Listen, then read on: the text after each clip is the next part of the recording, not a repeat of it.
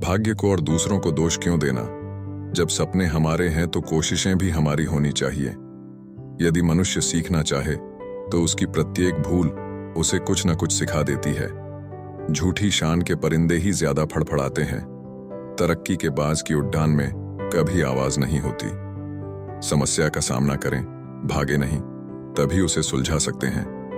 परिवर्तन से डरना और संघर्ष से कतराना मनुष्य की सबसे बड़ी कायरता है।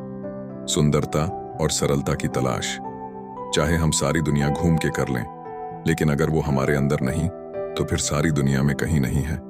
ना किसी से ईर्ष्या, ना किसी से कोई होड़, मेरी अपनी मंजिलें, मेरी अपनी दौड़। ये सोच है हम इंसानों की कि एक अकेला क्या कर सकता है। पर देख जरा उस सूरज को, वो अकेला ही तो चमकता है। लगातार हो रही सफलताओं से निराश नहीं होना चाहिए, क्योंकि कभी कभी गुच्छे की आखिरी चाबी भी ताला खोल देती है। जल्द मिलने वाली चीजें ज्यादा दिन तक नहीं चलती, और जो चीजें ज्यादा दिन तक चलती हैं वो जल्दी नहीं मिलती हैं। इंसान तब समझदार नहीं होता जब वो बद्धी बद्धी बातें करने लगे, बल्कि समझदार तब होता है जब वो छोटी छोटी बातें समझने लगे। जब हौसला बना ही लिया ऊंची उड्डान का, तो कद नापना बेकार है आसमान का। अपनी कल्पना को जीवन का मार्गदर्शक बनाए, अपने अतीत को नहीं। समय न लागो तय करने में आपको क्या करना है, वरना समय तय कर लेगा कि आपका क्या करना है।